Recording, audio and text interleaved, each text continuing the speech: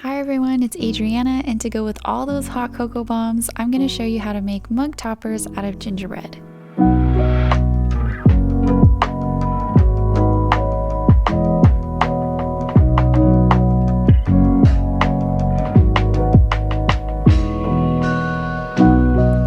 I prefer my gingerbread on the sweeter side, so I will share my recipe that hits you with the sweet first and then all of the holiday spices at the end. The cutters for this project are from the Gingerbread Cutter Company. They are available on Amazon. I'm not affiliated with them or sponsored by them. I just really like supporting small businesses, especially those run by women, and this is one of them. I also have major hard eyes for her company because she uses a 3D printer to make all of her cookie cutters, which I absolutely love because I just love when you can solve baking problems with technology. But anyways, let's get started with the recipe. This gingerbread recipe is going to follow the three major steps that are usually used in cookie making recipes. So the first one is creaming your butter and sugar together. The second step is adding your eggs.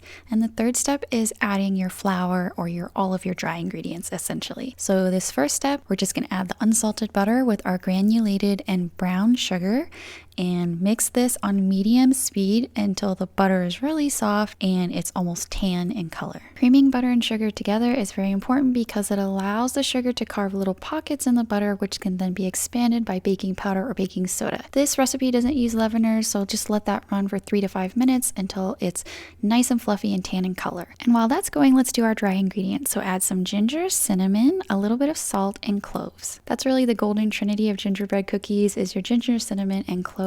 So go ahead and whisk that until it's thoroughly combined. I like my gingerbread cookies to have a medium spice taste to it, so I do 2 teaspoons of ginger, 1 teaspoon of cinnamon, and 1/4 teaspoon of cloves. But if you like a really spicy cookie, feel free to alter that spice ratio to what you like. Butter and sugar that has been creamed together for 5 minutes will look like this. I like the taste of dark brown sugar for my gingerbread cookies, so that's what I used, but if you use light brown sugar, which you can, yours might be a little bit lighter in color. Next, add your molasses and mix that until it's thoroughly combined. After all the molasses has been mixed in, go ahead and give your bowl a good scrape. Next, go ahead and add the egg, and I just have mine sitting in a bowl of warm tap water because I always forget to put it out so that it comes to room temperature. So you just put in some tap water, it usually comes to room temperature in about 5 to 10 minutes. Then just go ahead and give it a good whisk before adding it into the butter sugar mixture. Mix that for about 30 seconds on medium-low speed. You may notice that even after 30 seconds, your batter looks a little bit curdled, but that's okay. That just happens because we add something that was pretty much water-based into a high-fat mixture, which was the butter mixture. So we're just going to go ahead and add our dry ingredients. Go ahead and just pour all of that flour spice mixture into the mixing bowl. Then I like to pulse my mixer on low speed just until the dough comes together. I like to do it until it's about 90% mixed, and then I'm going to go in with my hands and finish it off. And before you get your hands dirty, be sure to take out a piece of saran wrap so you can wrap up the dough. Use your hand to form the dough into a ball. You may notice that the dough is a little bit sticky, but that's okay because we're going to be rolling these out into a floured surface. Adding too much flour to a cookie dough that you're going to roll out is kind of hard to fix and usually leads to cracked cookies or dry cookies, so it's good to err on the side of something that's sticky at this point. Place the ball of dough onto your saran wrap, wrap it tightly, and then form it into a disc. Place this in the fridge for at least 1 hour and up to overnight. When your dough is nice and chilled, go ahead and prepare your work surface by sprinkling it with flour. I'm going to be making 2 types of cookies with this dough, so I'm going to split it into 2 pieces and refrigerate the piece that I'm not using. Typically, it's good to keep it cold to make sure that the butter doesn't melt. Let's start with the gingerbread houses first. Deep down inside, I always will be a pie baker, and so I always tend to roll out my dough in this way. So rolling away from me until it's flattened, and then turn and flip, and rolling away from me and turn and flip. And that way I'm kind of distributing flour on the top and bottom of the dough while maintaining kind of a circular shape while I expand it. Now you do want to approximately get this dough about 1/8 of an inch thick so that your gingerbread houses are consistent and can fit on your mug. Once you reach your desired thickness, start just cutting away. Just know that for every house that you make, you will need 2 copies with this cutter. Now when you're building with gingerbread or making houses and things like that, you have to be really super consistent with your pieces. So I find that it's best to use a spatula that's been dusted with a little bit of flour to make sure that you don't bend any of the pieces as you transfer them to your pan. Once you're done with those pieces, transfer that pan to the fridge while you prepare the second set of dough. With rolled out cookies, I typically don't use the dough more than twice because I find that the third batch has a lot of cracks in it. So I usually save that for my kids to make their own fun little cookie projects. You definitely want to let these chill in the fridge for at least 10 to 15 minutes before baking. Now that the gingerbread pieces are firm from the fridge, we're going to double check to make sure that the houses will fit on our mug. You can probably tell that some of the pieces have kind of bent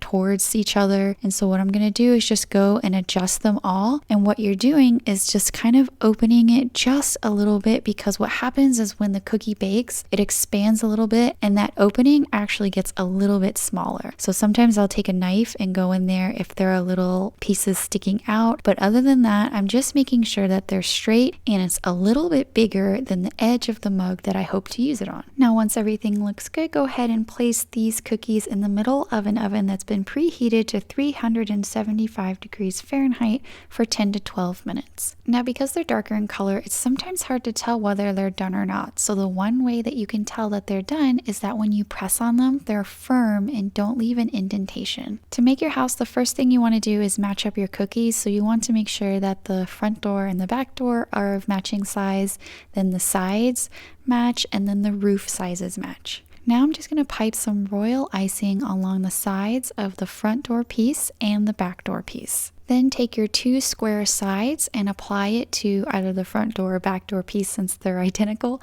but just stick them straight up, and once you have those attached, you can put it upright. Then take your other door piece and just put it onto the sides and kind of press very lightly until it all comes together.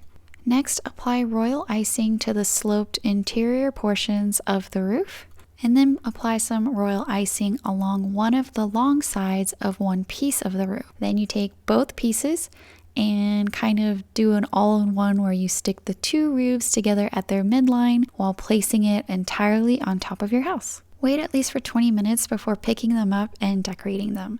I'm going to keep my designs really simple, so I'm just going to pipe little hearts above the door and then some snow on the front of the roof. Now, if you're a cookie decorator, I could totally see this being a really cute project for you or your kids, so feel free to use the hashtag TastyPastryKitchen on Instagram. I love seeing what you all are baking and sharing it with others. Now let's briefly go over how to make these gingerbread mug toppers. Now there are a few differences for making these people versus making the houses, so I'm going to go over that. So roll out your dough, and I'm just using the other half that I stuck in the fridge. The first difference is that we're going to roll this out a little bit thicker. So with the houses, we rolled them out to 1/8 of an inch. For the gingerbread people, we want to roll them out 1/4 of an inch thick. So the reason that we want to make this dough a little bit thicker is because this is a 2D thing that's hanging off of the mug instead of a 3D house structure that has two contact points. So this one basically is just hanging off the edge of the mug with one hand. And so if that hand is really thin on the edge, it can break and it's not very stable. By making it a tad bit thicker, you kind of have more of an even surface and the hand grabs the inside of the mug a little more easily. It's going to make a little bit more sense when I show you later on, but that's why you want to make this a little bit thicker. Two other things that I want to point out: if you're having trouble with the cookie cutter sticking to the dough when you're trying to cut clean pieces, try to dip the cookie cutter in flour before you cut. And the other thing is, if the person actually gets stuck in the cutter, don't use a fork like I was using initially, but use something like a chopstick. If you have something with a rounded edge, you can kind of poke out the arms and legs without injuring them. So same as with the houses, let the dough chill for at least 10 to 15 minutes in the fridge before baking them. And right before you bake them, now that they're nice and firm from the fridge, go ahead and adjust them. So I have the mug that I'm going to be hanging these off of, and I usually just use one as a template and kind of get an idea of the shape of that left arm, because it actually bends really easily when you're cutting it. They're going to all be kind of off by a little bit. And so remember that you want them to be slightly wider than the width that you intend to hang them off of, because your cookie dough is going to expand. And once you're happy with the look of all the arms, it goes in the oven for 10 to 12 minutes at 375. And same as the houses, you'll know that these little guys or girls are done when you push on them and they don't leave any indentation. And just keeping it really simple by adding smiley faces, although some of them do look a little bit disgruntled. I am trying to make all of them smile, and then some buttons on the bodies. And here they are next to the hot cocoa bombs. How is the hot cocoa bar looking so far? Did I leave any fixins out for you guys? Leave me a comment down below. Maybe we can make this even bigger for this holiday season.